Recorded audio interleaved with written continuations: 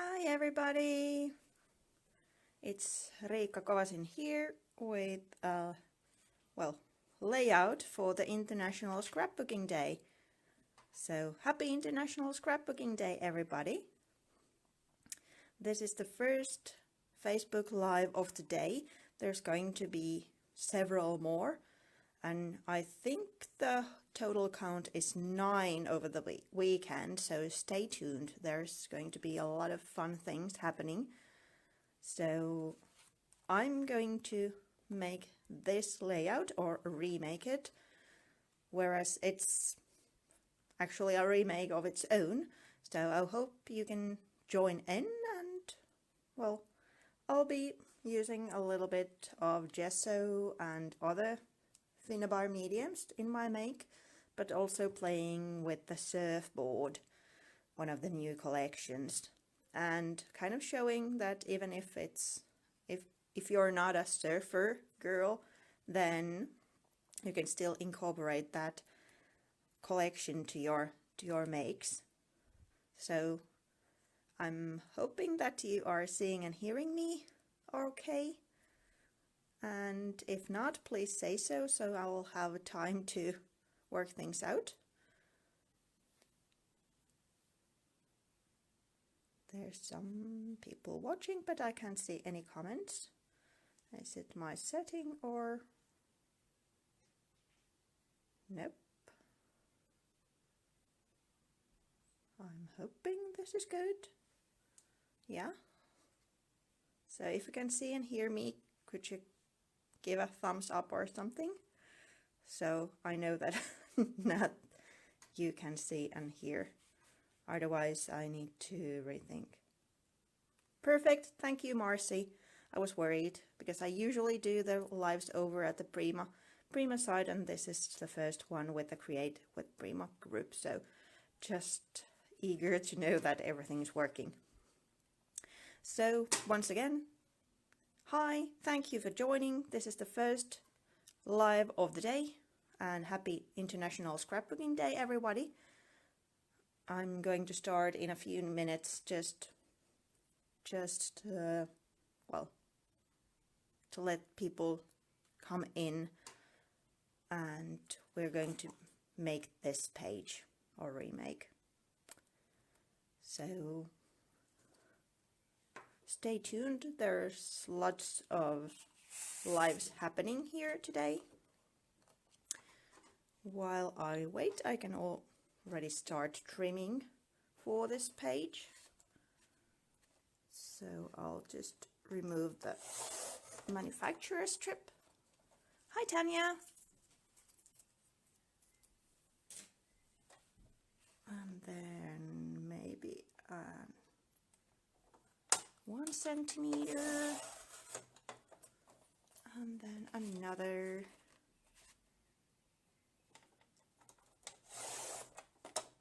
So now it's ready to go. Hi Anastasia! Hi Natalie! Hi Prima! So yeah, where's everybody from? I'm from Finland. It's raining outside and it's starting to get to evening already, but over the US the day is just starting, and in the Australia I think it's already kind of all the International Day Scrapbooking Day is already over in there. Hi Maisi! A few words in Finnish. Eli siis jos ja kun on suomalaisia, niin pystyy laittamaan kommenttia myös suomeksi. Vastailen sitten tämän jälkeen, jos on jotakin. Ja niin, tervetuloa. Kiitoksia. So, yes, let's get started. A few words about the layout itself. We are having past to present feature in the Prima blog, and I took a picture of a project I did when I was applying to the Prima team about 5 years ago, and actually thought that it would be fun thing to remake that layout, which I used as my, well, as my application, or one of the projects I made for my application. So that one was done, I'd say 5 years ago, with a greenish color scheme with some Finnabar goodies, because back then always a Finnabar fan, and it was her paper, but this is done using the Surfport, and well, it's kind of showing that even though if you're not a surfer or surf girl, boy, person, you can still use it, because, well, there is some surf areas here in Finland, but it's not a common pastime, let's say. But even though, I can still use the papers because I love this kind of sashika, I think it's called, like little embroidery stitches, and I love the color also. So let me move this aside and work with this one. So hi Billy, hello everybody, thank you for joining. So okay, Billy is also having a Facebook Live, I guess tomorrow was today, so stay tuned over the weekend. So I already started by trimming this page a little bit smaller than the 12 by 12 I have underneath. So let's adhere that. Actually, the first page I did without first adhering, but when I had it done, it felt like it needed a little bit of edge, so that's why I trimmed it down a bit smaller and mounted on top of a 12 by 12 white cardstock. But as I'm doing this, like redoing it, I can now start with it. And the good thing about mounting the page to a cardstock sheet in the beginning is, if you don't like the way paper reacts to mediums, which is by curling somewhat, because it's the paper fibers that absorb the moisture from the mediums, and that causes the warping effect. Naturally, you can just ignore it, like normally I do. I don't mind about it, but having a sturdier background usually helps. Hi Sandra, hi Peggy, thank you for joining, and happy International Scrapbooking Day. Now the first thing I'm doing, I'm adding some clear gesso to the page. Let me use the, I think I had the wider one, yeah, there. So what this does is gives me more open time to play with the watercolor coming on top, or any other medium, because this seals the paper.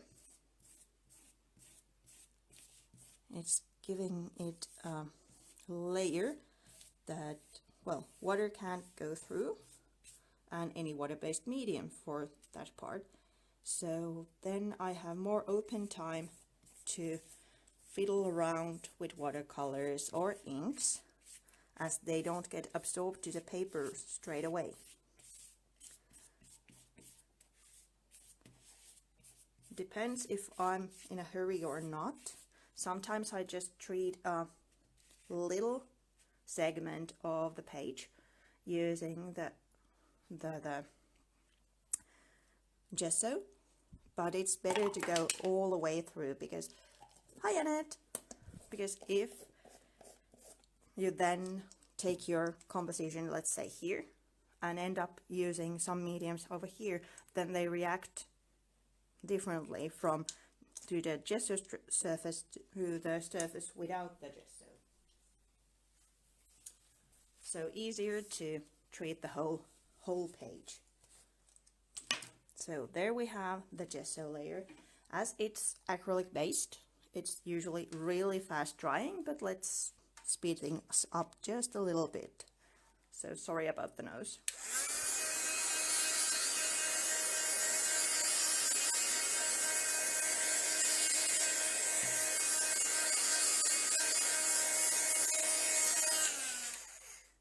Yeah. Here we go.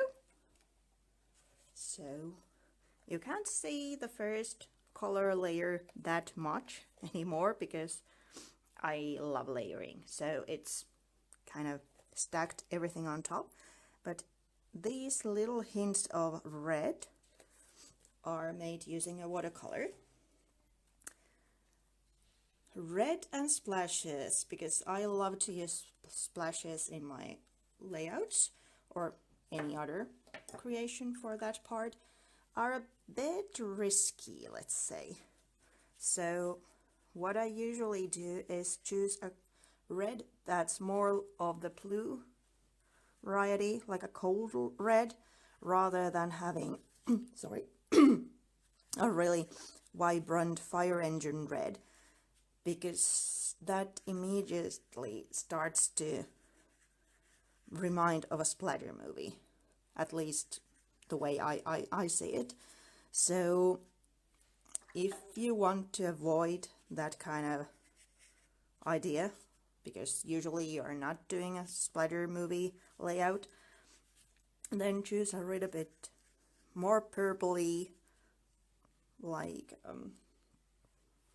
colder red than the vibrant, really fire engine type of reds.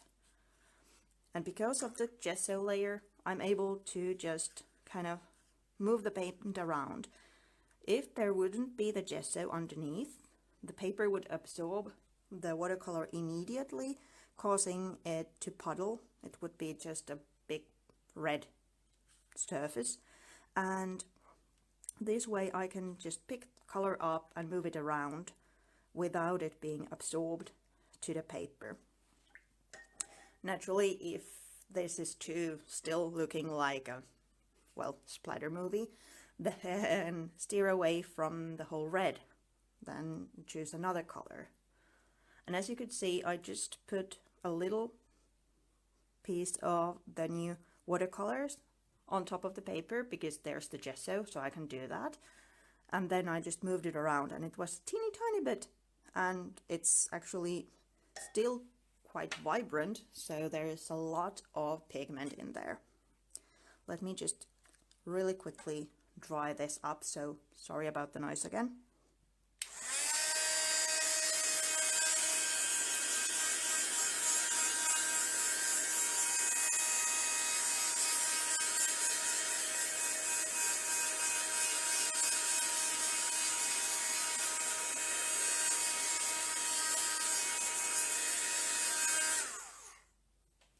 Here we go. Hey Elina! Hi Reedy! So I'll just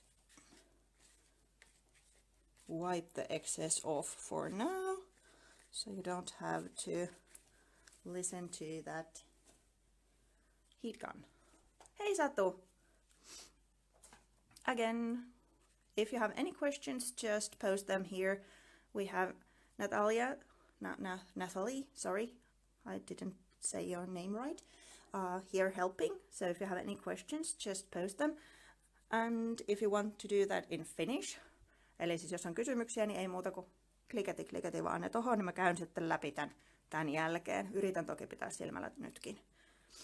So we have the first two layers, gesso and then watercolor, quite basic. Then there's a couple of stenciled layers. Let me show this one for you. There's flat ones and then raised ones. I start with the flat ones just because of the timing. So it's easier to do the flat ones first and then the raised layers, because then this can dry for a while when I'm doing the composition with the papers on top. So let's start by adding some ink through a stencil. And I had, yeah, there. This is called Carrot, this tone. And the stencil is one of new ones from Finnabair line. This is Dandelions. As you can see, it's already been in good use, so it's one of my favorites. And I'm just using a sponge, inking tool to add the ink through the stencil. It's not a kind of huge effect, but you can still there that there's something happening.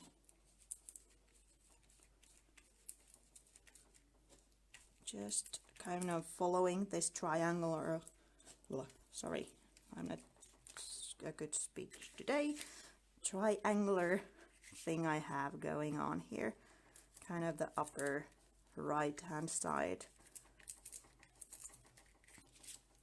like so. And then I use another stencil and another ink. This one is called Oriental Wall, and this one I used in two ways.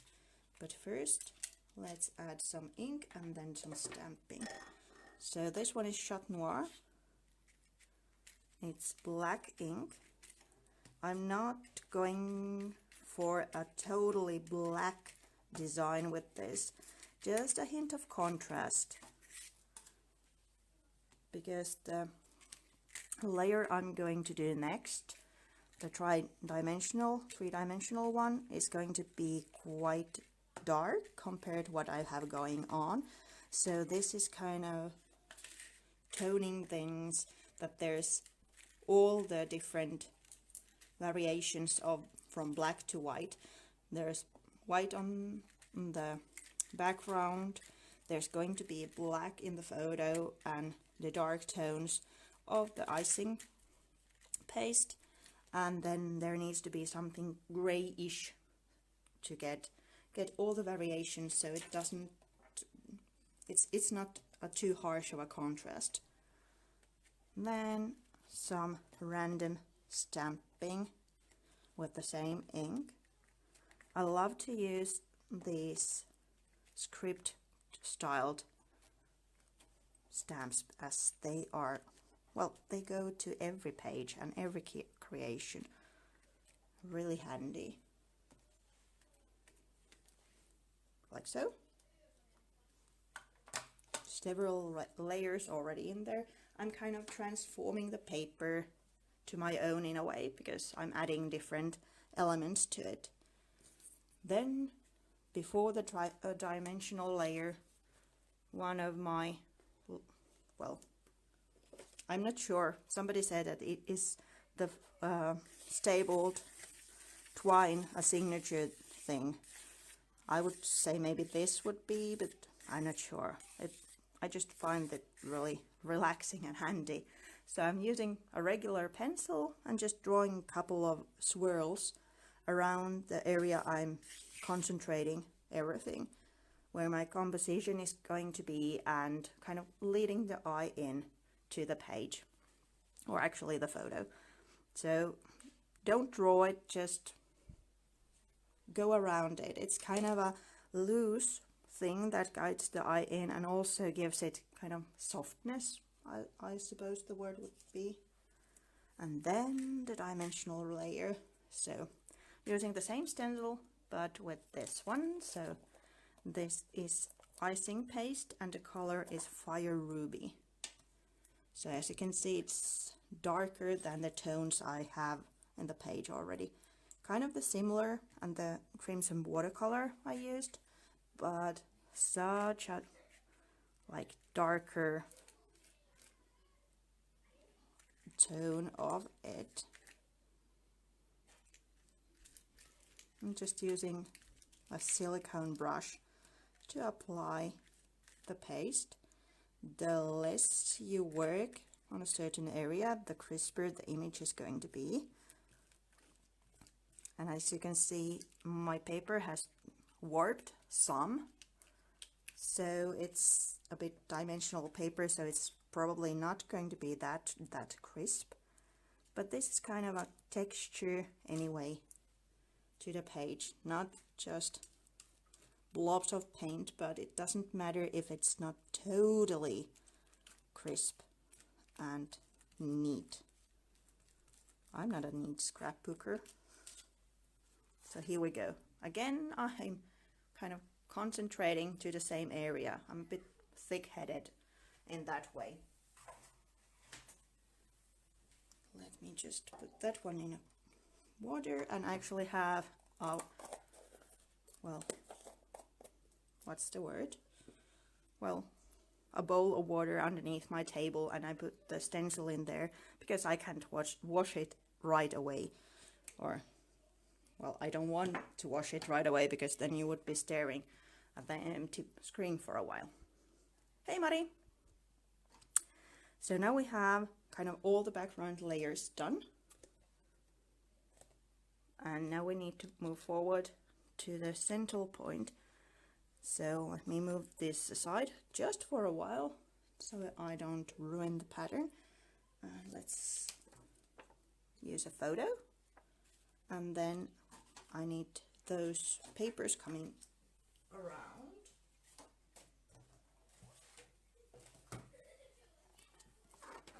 I was looking for the same tone, so even though there's a lot of gorgeous papers and this, and I love the teal tones, but as I'm working with a kind of warm peachy palette, so even though I love, for example, this paper,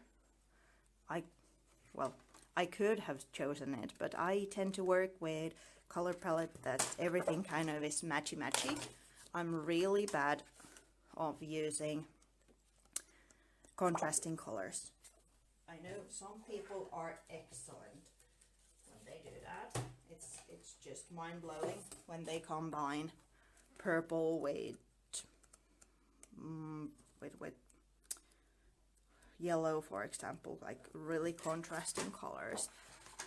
But when I'm doing that, that doesn't work. To my eye, that it's too big of a contrast in my work. So I'm usually using colors that are close to each other in a color wheel. So that's why I'm picking these peachy, pinky style tones from different, let's go with that one, different surfboard elements. So these are all from the same collection, so everything is going to be matchy-matchy, but just different sizes and different pattern sizes. So from this, I'm going to add these more peachy tones to my page. And as you can see, I'm definitely not measuring anything. I'm just cutting a bunch of rectangular pieces of paper, which I then use to make my composition. I'm sorry about the way I say the composition. I never learned to pronounce it correctly, even though my husband has been trying to educate me how to say it, but it's somehow really funnily when I say it. So when I'm doing paper layers, whether it being our journal page or a scrapbooking page, I do them in my hand. So I start with the photo, and then I start just layering different pieces of paper underneath,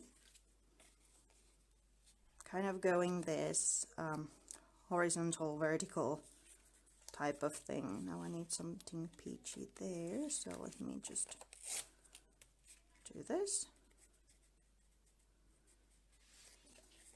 It's kind of a crisscross, so if I add something peachy to this side, then this side craves that one as well.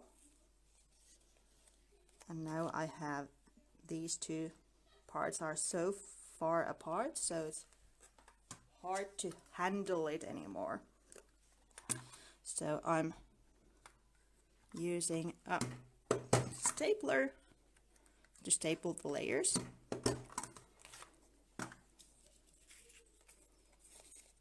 And then continuing, as I kind of have the size of the photo in the first piece, I then may remove the actual photo from the equation, like so, and work just with the different patterned papers.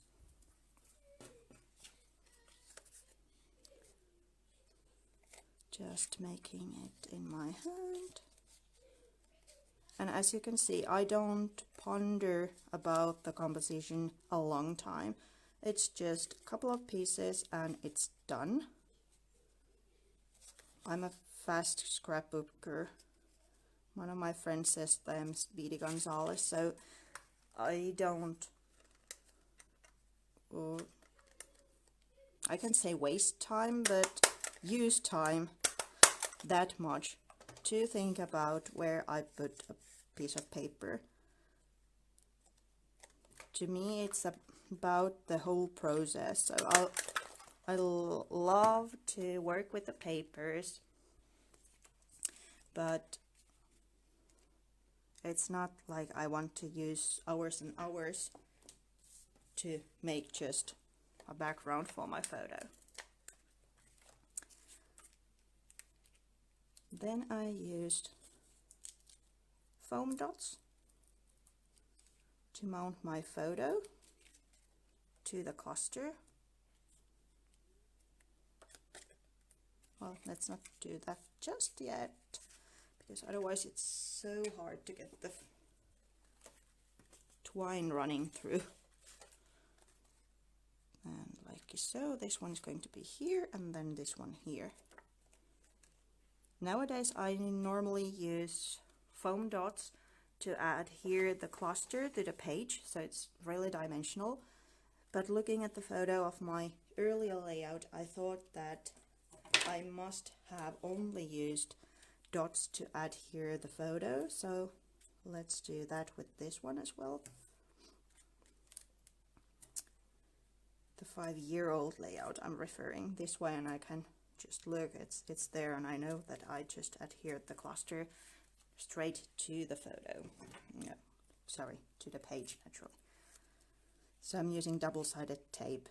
You could use glue, you could use Finnabair mediums,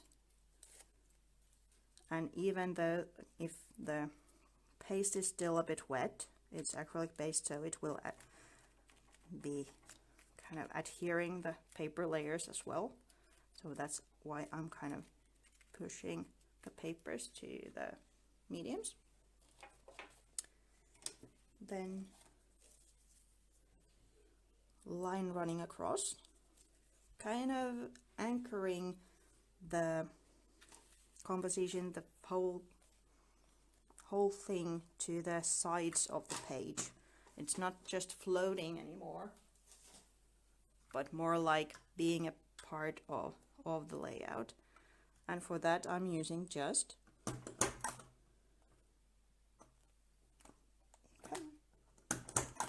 a stapler, a really handy tool.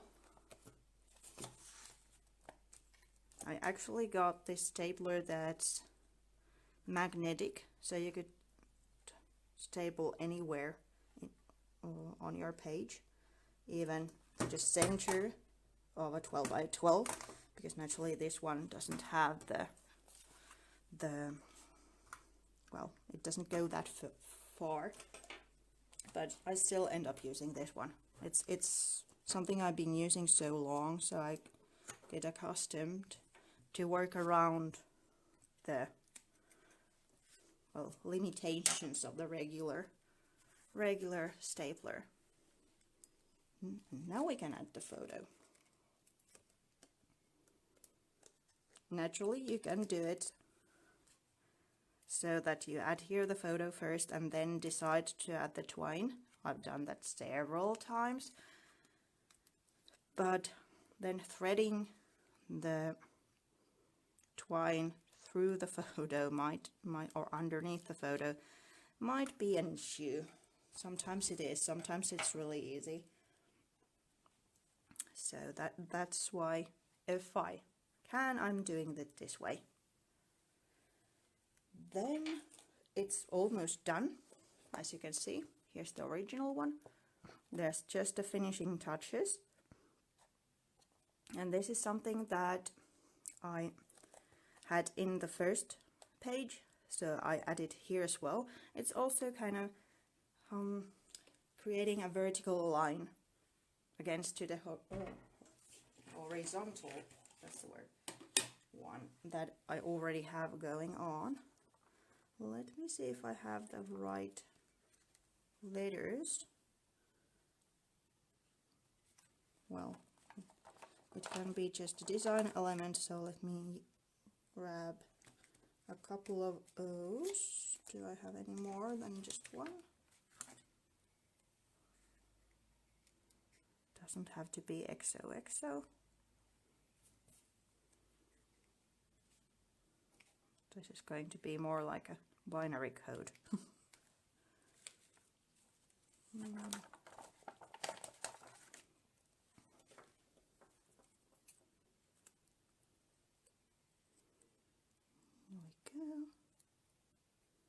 I'm turning a Q into an O.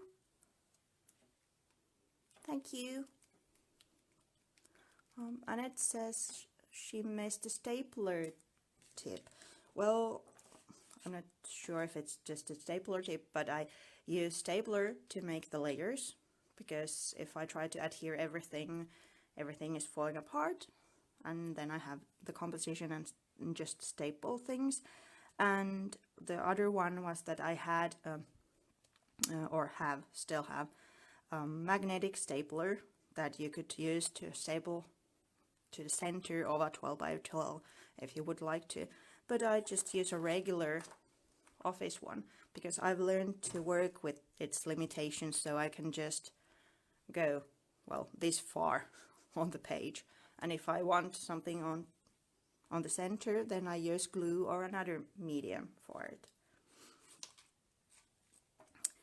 And as you can see, there's a bit of difference with these letters and these.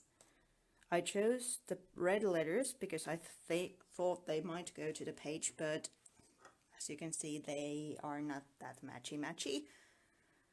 So I got, again, a tip to make everything work together.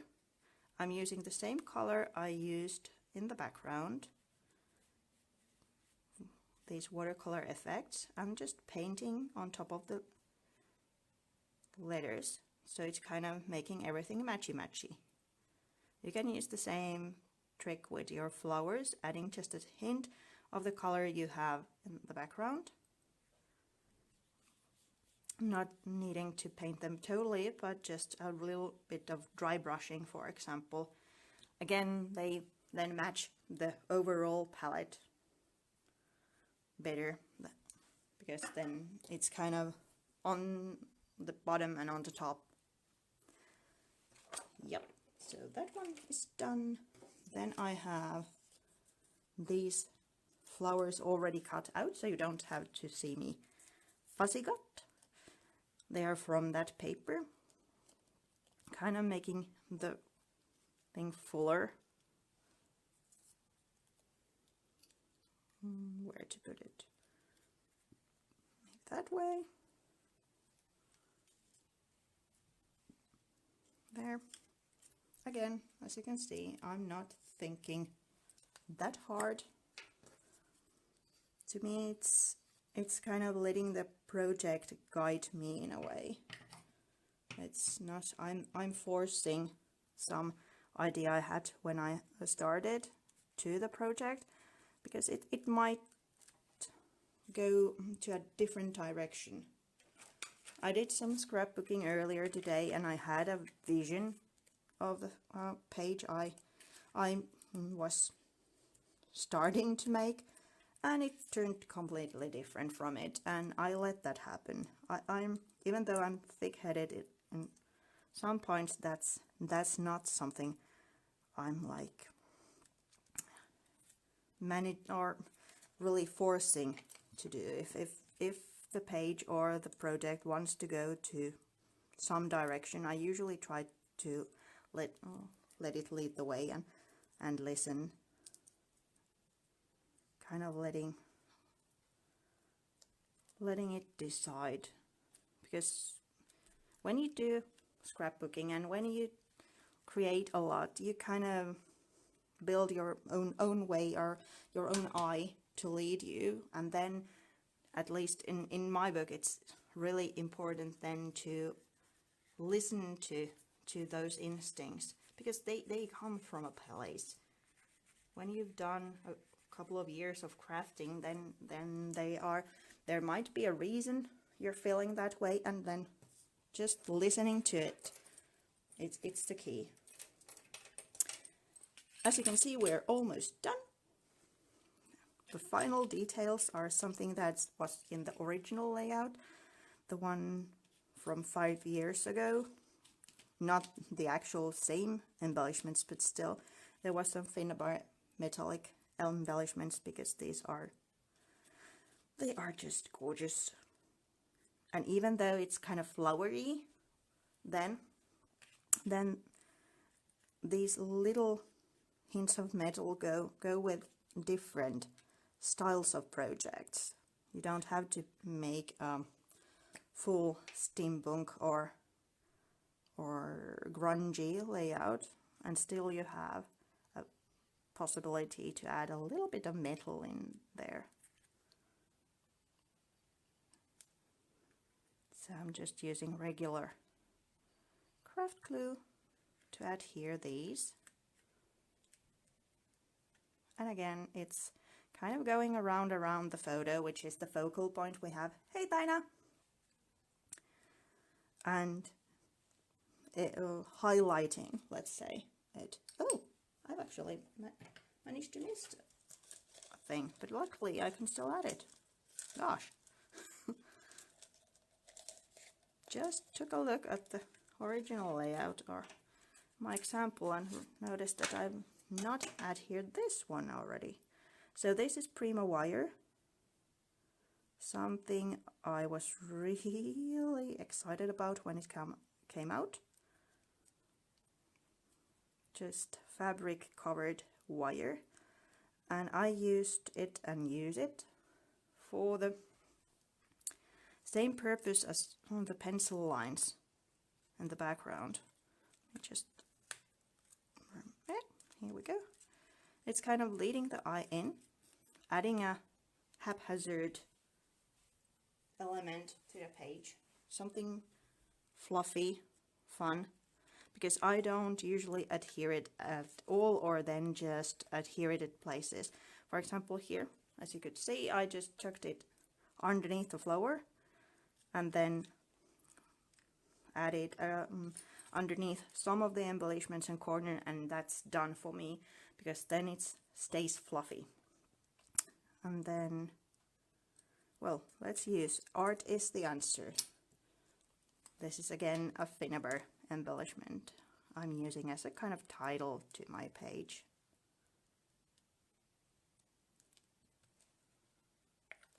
Here we go. And it's done. If you like to add journaling, because, well, scrapbooking is about the memories and documenting. So if you want to add the journaling to the front of the page, that's perfect. And I encourage you to use your own handwriting, because that's uniquely you. But if you're like me and you are sharing the pages, and probably then you don't want everything to be up front and everybody to be able to read it, use the back side.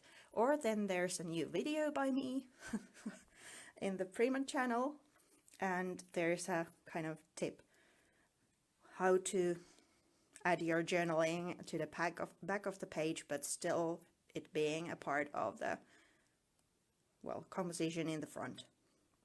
But as I said earlier, there's going to be a lot of live shows today. Thank you so much for joining. I know it's an early hour for the US people, so thank you so much. Ja kiitoksia kaikille suomenkielisille, jotka tuli. Kiitos, kiitos, kiitos. If you have any questions, whoopsie daisy, then just type them in or tag me or whatever. Thank you so much, and happy International Scrapbooking Day, everyone. See you around. Kiitos. Thank you. Bye bye.